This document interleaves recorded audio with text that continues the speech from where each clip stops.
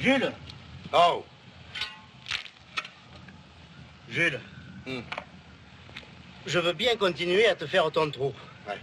Parce que j'ai pas le rang. Et que je suis obligé de travailler. Mais je te fiche mon billet. Que si j'étais riche... Si tu étais riche, Baptistin, tu me ficherais pas ton billet. Ton billet, tu le planquerais.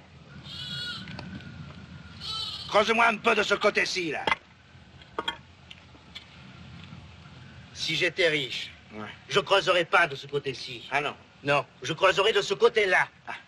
Et même, je creuserai pas du tout avant que tu me dises ce que tu veux faire de ce trou. Je te l'ai déjà dit. Je l'ai pas cru. Tu es exactement, Baptistin, ce que disait ta mère quand tu étais petit. Elle disait, Baptistin, il n'est pas méfiant, il est bête. Ça fait 50 fois que je te répète que je fais une citerne américaine pour le filtrer. Eh ben, qu'est-ce que c'est que tout ce monde? Que tu viens me foutre ici, toi? Je viens voir, tiens. Je mêle pas de tes affaires, je te mêle pas des miennes, hein? Qu'est-ce que tu chantes? Je le regarde même pas, ton trou. Je regarde mon journal et que je fais une marinière. Qu'est-ce que tu fais, Baptistin? Une citerne. Elle est bien petite.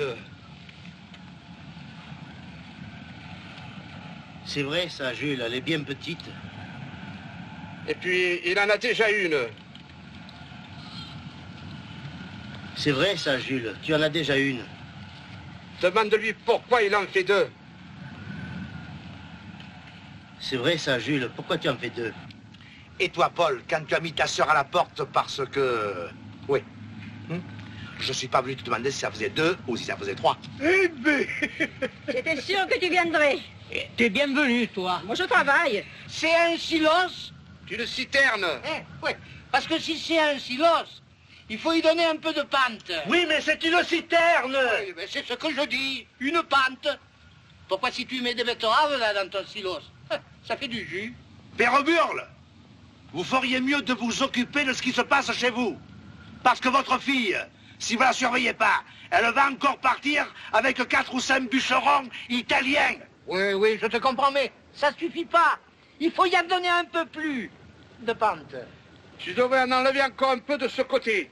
Baptistin, c'est moi qui paye. C'est moi qui commande. N'en enlève pas de ce côté. Enlève-en au contraire de ce côté-ci. Dis-lui que sa citerne, elle aura un peu la gueule de travers. Dis-lui que lui, il a déjà la gueule de travers. Et qui c'est qui a la gueule de travers? Oh, vous emmerde pas. Doucement, hein. Je suis blessé de guerre, au moins. Toi, tu es surtout blessé de la cervelle, Albert. Et c'est de famille dit que ta tante Jeanne, elle grimpait aux arbres comme un singe quand il lui prenait leur vertigo.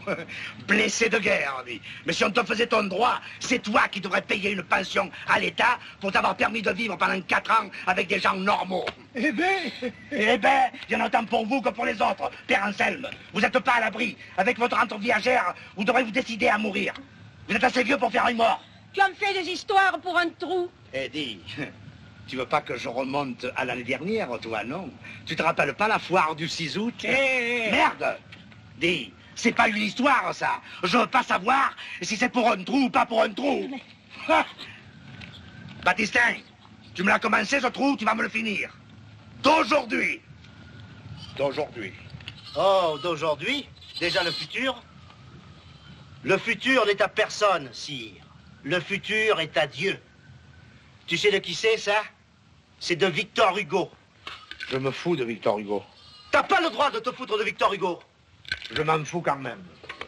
Écoute, Baptistin, je suis allé te chercher parce que je sais que tu es fort pour les choses modernes. Je sais que tu as fait un cabinet à chasse pour M. Cassagne. Eh bien, cette citerne, Baptistin, c'est une citerne à chasse. C'est une invention. Une invention? Oui. Et demain ou après-demain, je te dirai le secret et tu feras partout, toi, des citernes inventées. C'est pour ça que je veux que personne y mette son nez. Compte sur moi, Jules. Ta citerne, elle sera vite finie. Une citerne à chasse. Eh bien,